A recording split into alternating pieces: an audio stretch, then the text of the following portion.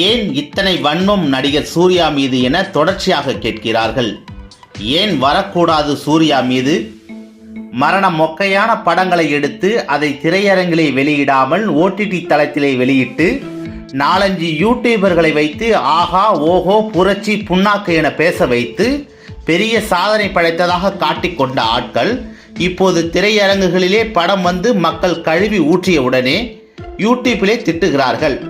படத்தை பார்த்தா பிடிக்காட்டி ஏதும் சொல்லாம போ, இவ்வளவு பேர் வேலை செஞ்சு இருக்காங்களே அப்படின்னு உருட்டுதுக. பிராமணரை தப்பா காட்டி ஒரு புரட்சி படம், தப்பு செஞ்ச பேர் வைக்காம ஆளை மாற்றி காமிச்சு அதில் சாதி வரியை தூண்டி ஒரு படம், இப்படி எடுத்து வெளியிட்டப்போ குழுன்னு இருந்துச்சா? அதுவும் அந்த சாதி வரியை தூண்டிய படத்திலே ஏன் இன்னொரு சாதி வந்து உதவி செய்யலன்னு கேள்வி வேற. இதே இறைச்சல் மட்டும் இருக்கும் படத்தை ஓடிடி தளத்திலே விட்டிருந்தா இந்நேரம் என்னென்ன உருட்டி இருப்பானுங்க. தமிழ் சினிமா என்பது தன்னுடைய சுய சிந்தனையையும் சுய உருவாக்கத்தையும் சுய படைப்பாற்றலையும் இழந்து 20-30 வருடங்களாகின்றன. காரணம் ஒன்றே ஒன்றுதான். ஒரு பக்க சார்பாக இருந்து பெரும்பான்மை மக்களை வெளியேற்றி ஒரு குறிப்பிட்ட ஆட்கள் போதும் என நினைத்து நின்றதுதான். உடனே பக்கத்து மாநிலத்திலே என ஆரம்பிக்க வேண்டாம். மலையாள சினிமா ஒன்றும் இவங்க உருட்டுற மாதிரி ஓஹோ என்றெல்லாம் கிடையாது. ஆலை இல்லாத ஊருக்கு இலுப்பப்பூ சர்க்கரை கணக்கு தான். ஹாலிவுட் படங்கள் ஏன் உலகமெங்கும் ஓடுகிறது என்றால் அங்கே வாங்கின காசுக்கு மெனக்கட்டு வேலை செய்வார்கள். படைப்புகளை நாவலாக எழுதும் காமிக்ஸ் என சித்திரை கதைகளாக எழுதும் ஆட்களிலே இருந்து வாங்கி அவர்களுக்கு மதிப்பு கொடுத்து நல்ல பணம் கொடுத்து அதை திரைப்படமாக மாற்றி எடுப்பார்கள். அங்கே புதியதான கதைக்கருக்கள் வந்து கொண்டே இருக்கும். இங்கே இருப்பது போல 4 பாட்டு, 4 சண்டை, 2 சென்டிமெண்ட், ஹீரோ வசனம் பேசுவது என ஒரே மாவையே அரைக்க மாட்டார்கள். மந்திரம், மாயாஜாலம், விஞ்ஞான கற்பனை, சமூகத்திலே நடப்பது, சண்டை போடுவது, வரலாறு என விதவிதமாக எடுப்பார்கள். ஏன்னா அது படைப்பாற்றல் மிக்க ஆட்களால் நிறைந்திருக்கிறது.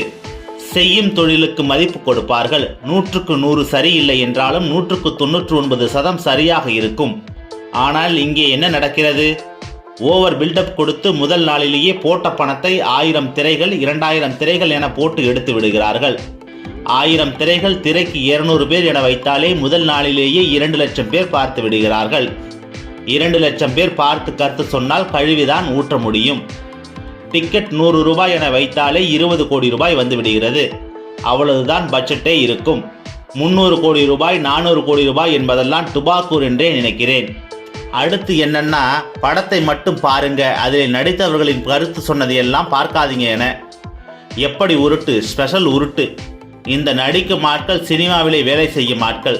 சமூக கருத்தெல்லாம் சமூக கருத்து புரட்சி புண்ணாக்கு என மெசேஜ் குறியீடு வைத்து படம் எடுக்கலாம். அது எல்லாம் ஜனநாயக உரிமை, பேச்சுரிமை, கருத்துரிமை. ஆனால் மக்களுக்கு அதே கருத்துரிமை, எழுத்துரிமை, பேச்சுரிமை இல்லையா? எல்லோருக்கும் ஒரே சட்டம்தானே? அதுவும் இதே சினிமாவை வைத்துதானே பிரபலமானதுகள்.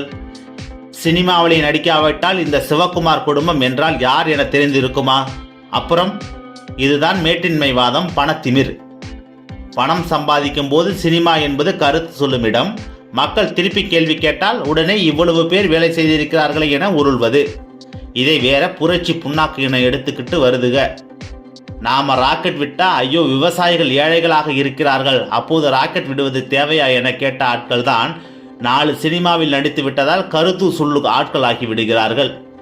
எனவே ராக்கெட் விட்டாலே விவசாயிகள் ஏழையாக இருக்கும்போது 200 ரூபா கொடுத்து பணம் பார்த்த விவசாயிகள் மனம் புண்படாதா? எனவே அந்த பணத்தை ஒரு ஏழை விவசாயிக்கு கொடுத்து விவசாயிகளை வாழ வைப்போம். வாழ்க விவசாயிகள், வாழ்க சமத்துவம், வாழ்க சமூக நீதி, வாழ்க ஜனநாயகம்.